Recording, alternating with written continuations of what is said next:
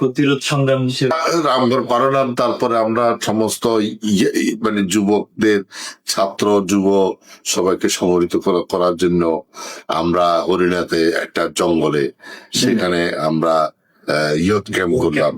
Youth ক্যাম্পের পাশে army camp ছিল। ঠিক আছে। তো I use to stay with youth camp, ওদেরকে মোরাল বুস্ট আপ করার জন্য। এবং সেখানে আমরা প্রচুর ইয়ুথ সেখানে গিয়েছে, এবং সেখান থেকে আমরা ট্রেনিং ক্যাম্পে বাড়াতাম। এবং সেখানে আমরা কেউ মানে অনেক জায়গায় ট্রেনিং সেন্টার ছিল সেটা,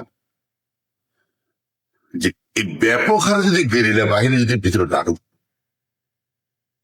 এবং এই ডিস্টার্বটা না করতো রাজাকার আলবদরের উপরে, এবং শহরে যেসব অপারেশন হয়েছে, গ্রামে যেসব অপারেশন হয়েছে, এগুলা মিলিটারিতে রাস্তার পশ্চিম দিকে পাকিস্তান হানাদার বাহিনী বলতো যে ও রাস্তার পশ্চিম দিকে বলতো ইয়ে করছে হিন্দুস্তান আয়,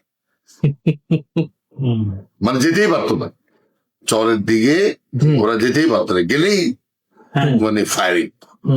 রাত্রে তো যেতেই না, দিনও সম্ভব হতো না। তো সুতরাং এই যে প্রতিরোধটা সৃষ্টি করেছে, তাদের মনে ভয় ঢুকেছে। তারা 95,000 সোলজার্স। কিন্তু যখন কনভেনশন, আমি তো ভিতরে আসলাম না ইয়েতে, তখন ওইটা ওদের গিয়ে 8টা প্রেক্ষিত আমরা সে মানে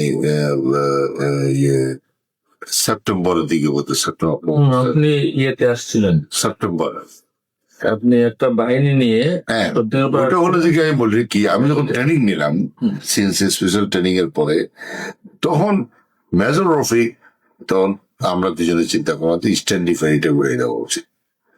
তাহলে মানে যে সাপ্লাই অফ অয়েল যেটা আছে এটা থাকবে না, তখন আর্মি দুর্বল হয়ে যাবে।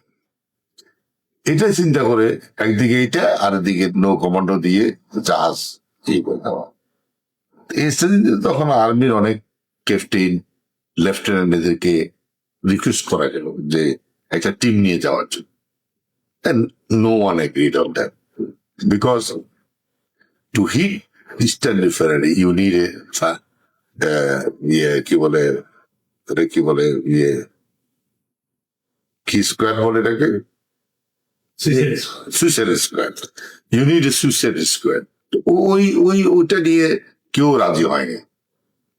তখন আমি এক সপ্তাহ অনেক গভীর চিন্তা করে দেখলাম যে যেটা দরকার আছে। দেন রফিককে বলে দিন আই লিড দ্যাট টিম। তখন আমি কি করলাম, আমার সাথে আরো 15 জনকে নিলাম। 15 জন দুর্দর্শ এবং খুব মানে সাহসী একটা গ্রুপ নিলাম। গ্রুপ নিয়ে ওই হরিণা ক্যাম্পের জঙ্গলে আমরা তখন ফার্দার 15 দিনের ট্রেনিং নিলাম। এটা হলো কমান্ডো ট্রেনিং। এই কমান্ডো ট্রেনিং এ নিয়ে সেখানে ওই আরসিএল গান একটা আছে, ওটার রেঞ্জ ছিল 2000 ইয়ার্স। ওটা training how to fire RCL recoilless গান। এটা অ্যাবাউট 6.5 ফিট লম্বা, তো মোটা এরকম 8 ইঞ্চ মোটর সেখানে যায়। তো সেটা বেশ হেভি। তখন এটারও আমরা ট্রেনিং নিলাম, নিয়ে তারপরে আল্লাহর নাম নিয়ে আমরা রওনা দিলাম।